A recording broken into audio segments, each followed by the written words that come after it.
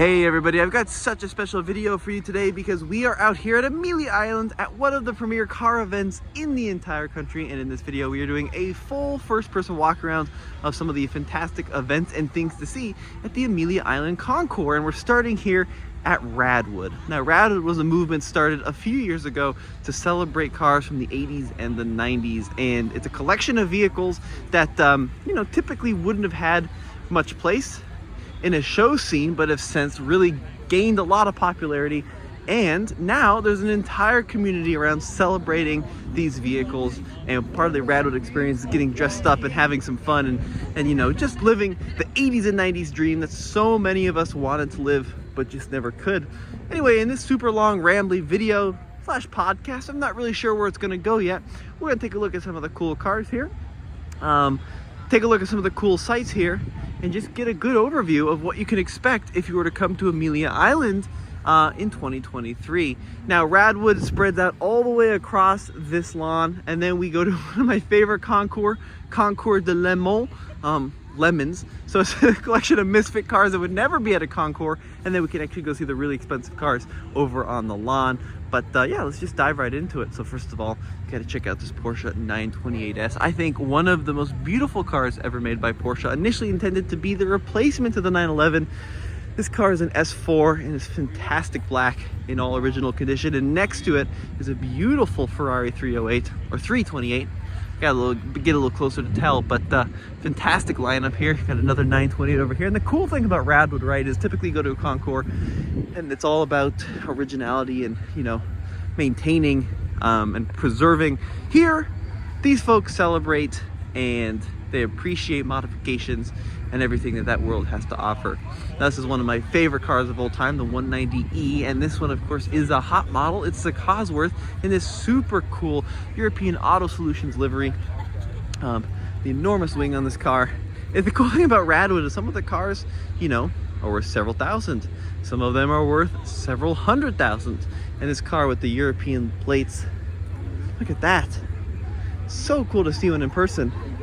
The full race livery, the AMG wheels, absolutely fantastic. Of course, a car designed to compete with the E30 BMW M3 to go touring car racing in. What a stunner. Now over here, we've got a air-cooled 911 and some folks getting into the 80s gear, which is great. They had a ton of rain this morning, which has been a big challenge.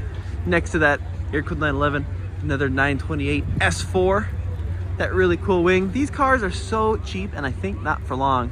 They're just so collectible, so much character and performance you can get for under 10K in a lot of cases. Maybe not a nice S4, but lots and lots and lots of performance for the money. Got a couple of CRXs over here. Look at that. An SI, which is a performance model, and an HF, which was the high fuel efficiency version. My dad actually had one of these, brand new, bright yellow. He loved it. One of his favorite cars you've ever owned. And that CRX HF next to it was known for its fuel economy. It could get up to like 50, 55 mpg. And it's really cool to see these two preserved. Absolutely stunning. Now, these two Mercedes over here I think are fantastic. So we've got a W123 coupe and then a W126 coupe, but they are packing the E-Class AMG supercharged motor from the early 2000s. And they've both been 6-speed manual swapped. Now, this 123, it's got the Euro headlights. It's got this crazy wide body kit on it. Check this thing out. Look at the width and the haunches there. And you can see that supercharged engine in all its might. And then on the inside, incredible seats. And check that out. Manual transmission swap. And then this car, kind of like a Hammer style, right? Early AMG style 126. Same engine, 6-speed manual swap. That's such a clean conversion too. Look how nicely done that is. That's what's cool about Radwood, is you get to see things that you would never typically see. Like this Abarth, was that an A112? One of the high performance small hatchbacks from Italy that was a popular race car. Unreal, I've never actually seen one of these in person.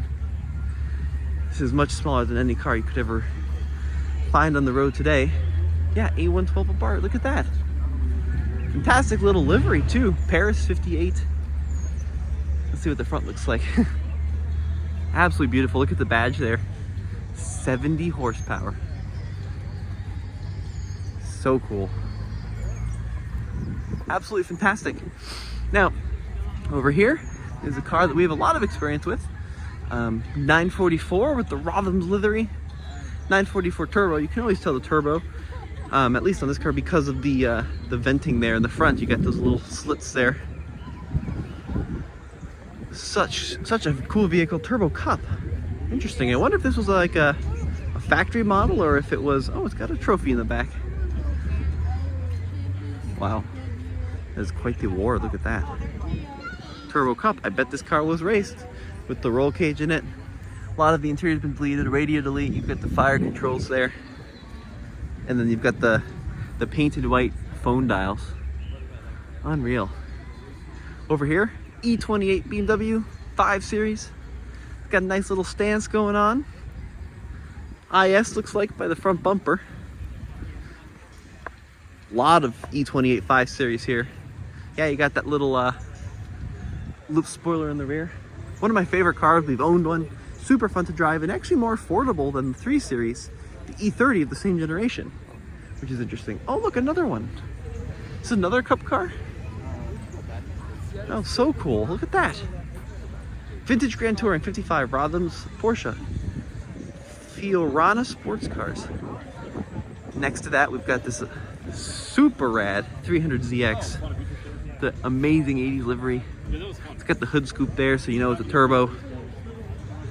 Beautiful. I mean, the cool thing about Radwood is it brings together cars that you typically would never see in one place, right? Like, when's the last time you saw a Riata? You know? These are actually one of my favorite cars, these Riatas. Because of the digital dashboard. Just the design overall is absolutely gorgeous. You know, people don't give a lot of credit to 1980s General Motors products, but they had some super revolutionary features back in the day. V6 power, front wheel drive. It's got the functioning sunroof still. Super cool. There's not like a whole ton of order to the way these cars are laid out, but that's kind of what makes it cool, is you get to hop from generation to generation and body style to body style, like this purple E30 3 Series Touring. Manual transmission, 316, definitely an imported car. You can tell because A, it's a wagon, and we didn't get the wagon in the States since generation, and then it's a 16, so it would be a small engine car. And then this is something really special. Look at this M5 E34 wagon, matching purple. I bet they belong to the same collection. Super cool to see them side by side. Now this is really rad. This is a little K car imported from Japan, the Autozam AZ1. This is a mid-engine car under 600 cc's. And what made this car so special is, of course, the doors. They flip up, you hop on in, and this was intended to be an affordable sports car that would fall within the K category of cars in Japan, which means it had to be under 600 cc's and under a certain footprint to fit in small Japanese cities. Now several of them have been imported to the States, and it's so cool to see one in person. Absolutely awesome. Now this is something I'm really excited about. Check this out. So this Honda here has a really cool feature, which it's currently demonstrating right now. These Preludes could be had with 4-wheel steering. And it's kind of hard to tell, but if you look closely there, you can see at full lock on the right, the rear wheels are actually turned out. Unreal. I've never seen a factory Prelude SI in my entire life. Now it's cool to see one with the actual functioning 4-wheel steering. Excuse me. Pair of MR2 turbos here. This is a 1991 5-speed. These are cars also that, you know, were really driven hard and often modified and not taken care of very often, but look at how nice these are. Unreal. You got the T-tops on the roof. I think they're going to be a super collectible car here in the near future. But once again, a car that's just unusual to see at all, let alone in stock condition, and let alone next to another one. Now here we've got a collection of 80s and 90s American muscle. The F-body Camaro. I always liked these pace cars. I don't know, as a kid, I just thought they were the coolest thing. With the multicolored stripes down the side, and then on the inside you had these white seats. And it's so cool.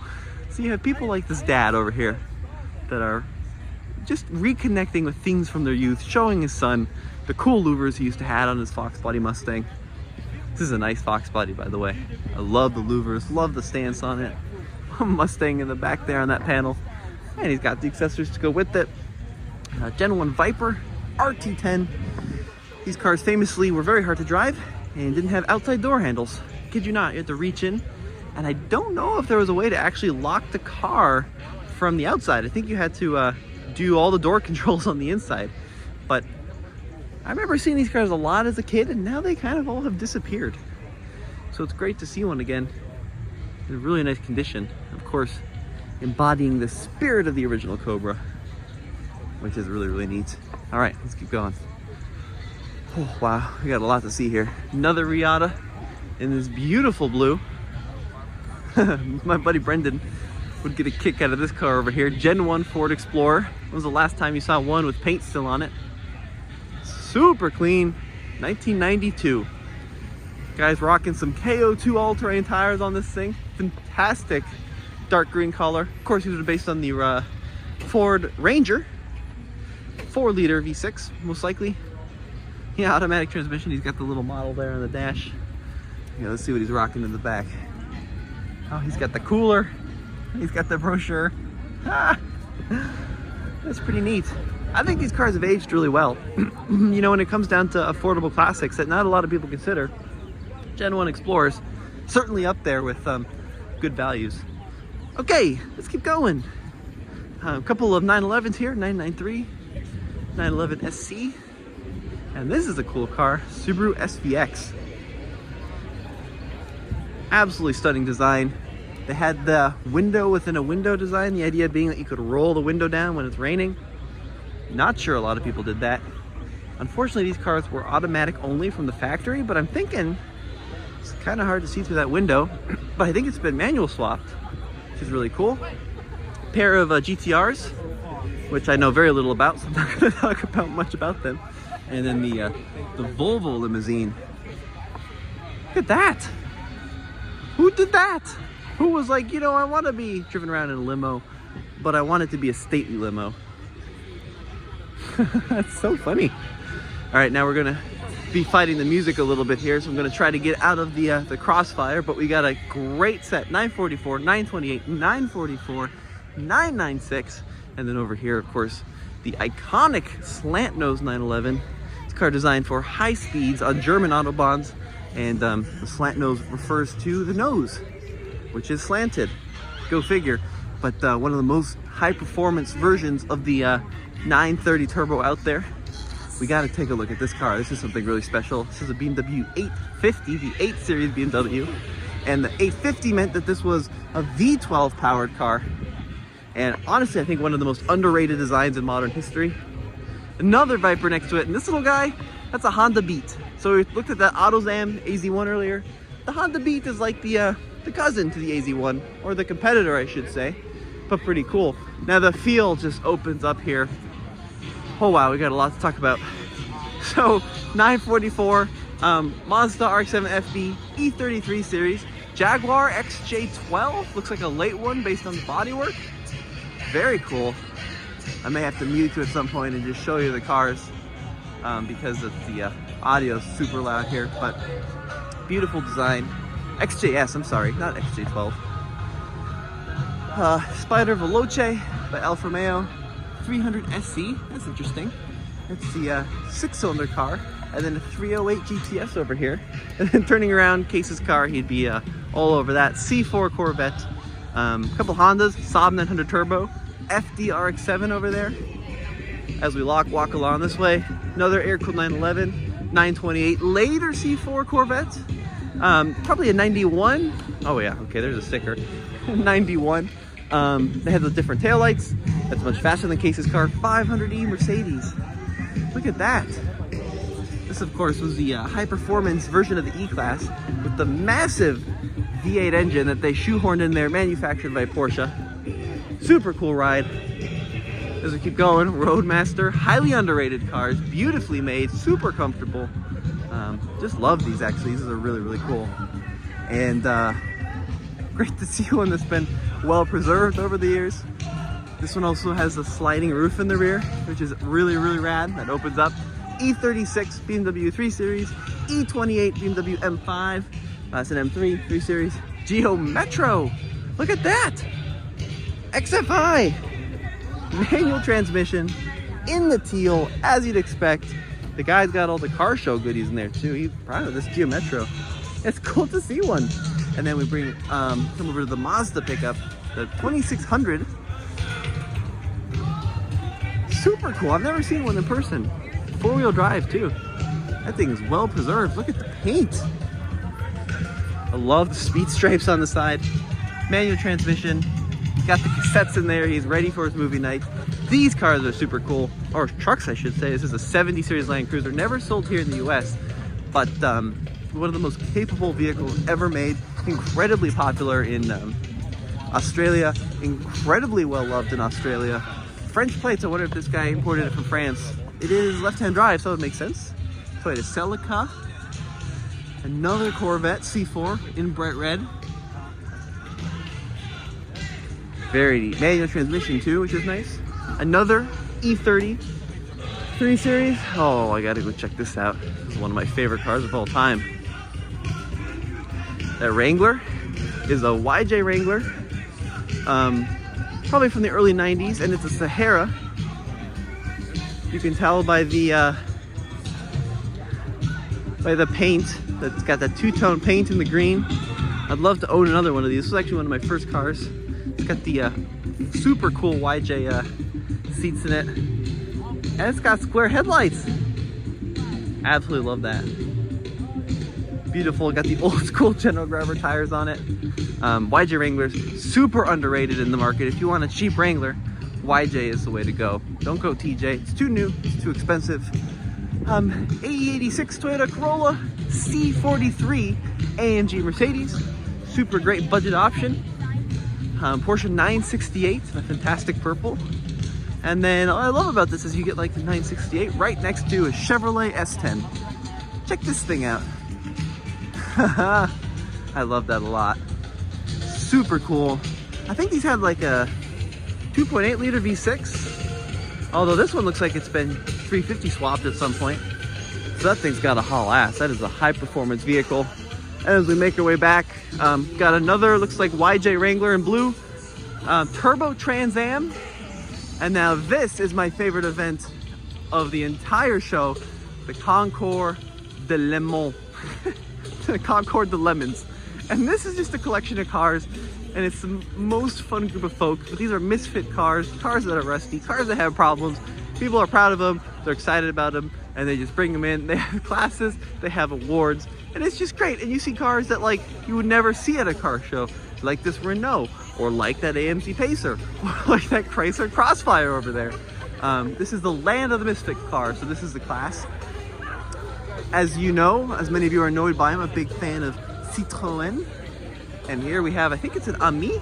Yeah, it is an Ami. So this was based on the 2CV drivetrain, Ami 6. Beautiful condition with the skirted fenders. But the coolest design element on this car was the inverted rear window that's tapered toward the front of the car, which I just love. I think it's absolutely fantastic. Okay, let's keep going down the list. Here we have a Vauxhall. How did this end up here? Unreal. Velux, I have no idea what this car is. Never heard anything about it. MG Midget. Rueful Britannia. So this must be the British class. And then a Mini Moke there, which was a stripped down Mini intended for the British military, and then never used by the British military because it was front wheel drive, and look at it. Would you want to drive that through a war? Okay, let's go over here. So this is Rust Belt American Junkers, the Mopar section. And starting with the AMC. Look at all the people around the AMC Pacer. Much hated when it's new, much loved now. This guy just had to prove that his, what is that? Dodge Aspen? Dodge Dart? Oh, it was on fire. This is a car that has burned down at some point. But is back from the dead. That sounds pretty good. I think it's a Dart. Yeah, I apologize to all the Dodge people out there. Pretty wild, yeah. Definitely a Dart, straight 6 Dart, but super cool to see it here. Chrysler Crossfire. This is a Thunderbird with a pretty wild Mercury styled body kit on the front of it. All right, let's keep going down the list. Wow, there's a lot of funky cars here. We'll make our way through the lemons. Here we have a Genesis. Free lemonade, help yourself. The moment you've all been waiting for is here. The judges are equipped, they're reasonably sober, and they are heading to the field. So here we go. Keep going. The wonders of the Korean Peninsula. Oh, I see. So it's the Korean cars. And over here, the Swedish meatballs. We've got a 244 DL. Nickname's a brick. Grandpa's Swedish mistress. Wine red. Doors 4. Wheels 4. That's fun. People here at Lemons just have a lot of fun. De Lemon, sorry, if you want to get specific.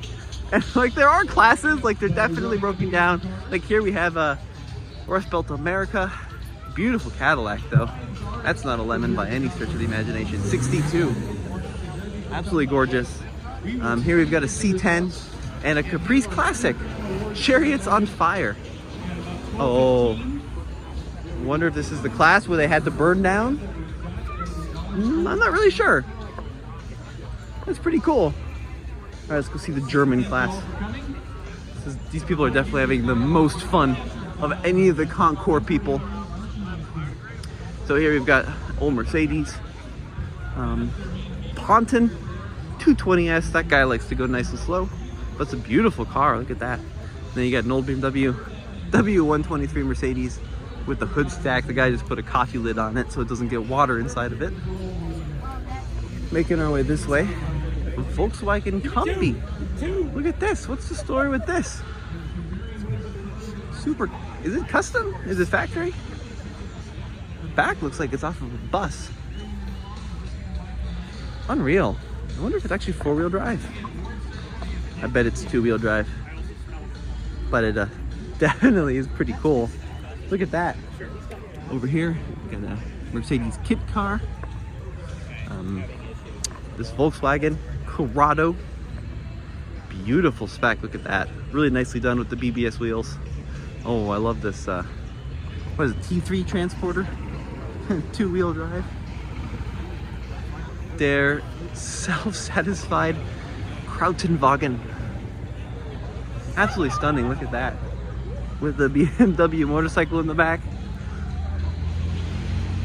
Oh, it's a DKW motorcycle in the back. I was wrong. And here we've got the was a Betty White race car. Maybe a Lemons car, super cool. Look at that. And then this Volkswagen truck.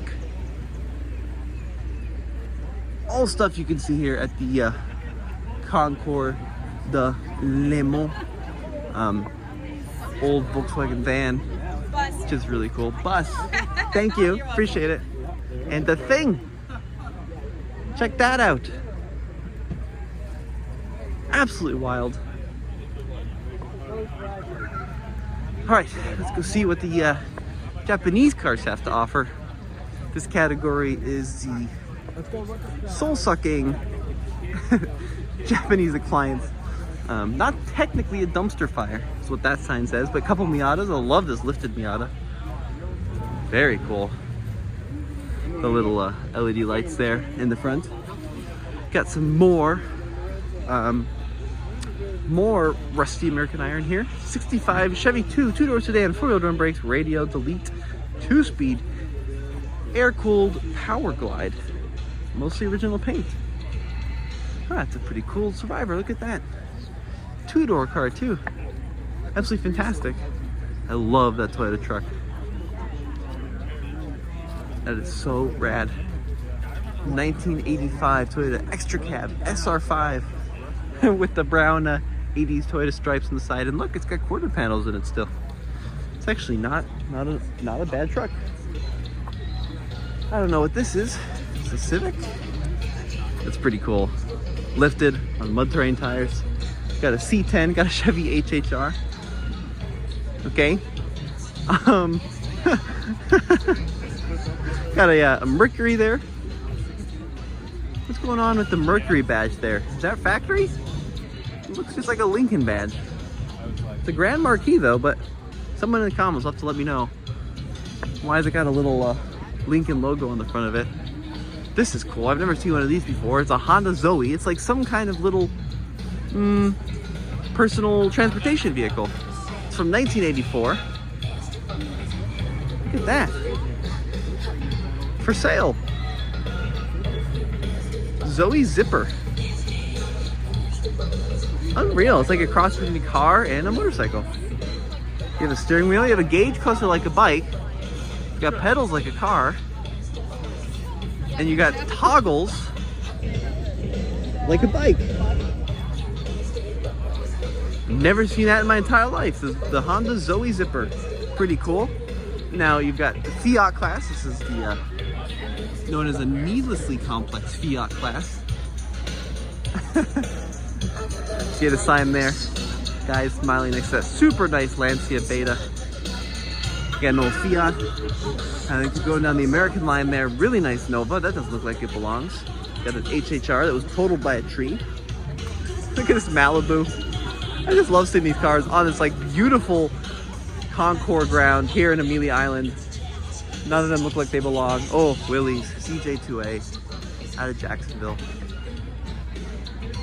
Absolutely gorgeous. That's a cool car. I like that a lot. Really rad. And then a Polaris Slingshot. Okay, so that was Lemons and a brief overview of Radwood, but we got a lot more to see as we head out toward the main fairgrounds, which is going to be that way, or I should say the main showgrounds. So here on the golf course at the Amelia is where the Concours is going to happen tomorrow, Sunday. Today is today, and they have a cars and community event where you can bring basically anything you want and show it out here on this beautiful lawn. And you get everything from like a 500e Mercedes-Benz to an International Scout Harvester to a Tesla Roadster. So some really eclectic vehicles end up showing up here. All right, guys, so we are out here on the lawn the night before the Concours, and I'm here with my buddy Jared. Hey! Jared's with Car Buzz, and we're gonna take a quick walk around and see what it's like setting up this Concours. Now, Jared, some of these cars I have never even heard of. I honestly, whatever this blue thing over here is, it looks like a Ferrari or something. You know, one of you commenters on TFL is gonna tell me, you idiot, you don't know the Jar Har Mobile thing. And sorry, I don't. That's too funny. But yeah, so basically what they do is they back the cars in and then they put them under these tarps, and then next morning I assume they're gonna unveil them to the world, and then they're doing the Concours. But let's see what we got. So the Volkswagen's still out here shining true. We've got some amazing Volkswagen buses, including this one on tank treads. Yeah, the tank tread car. It's pretty cool. And so cool. And then there's like, Porsche 356 over here. Ferrari 275 in white over here. That's see. a gorgeous car. Oh, yeah. That's a 275. I don't know my Ferrari. Absolutely beautiful. Yeah, so it's pretty neat. What they do is they separated them in classes, and then they judge them per class. So there's a winner in every class, and then I think there's going to be a winner overall as well. Look at that Beetle.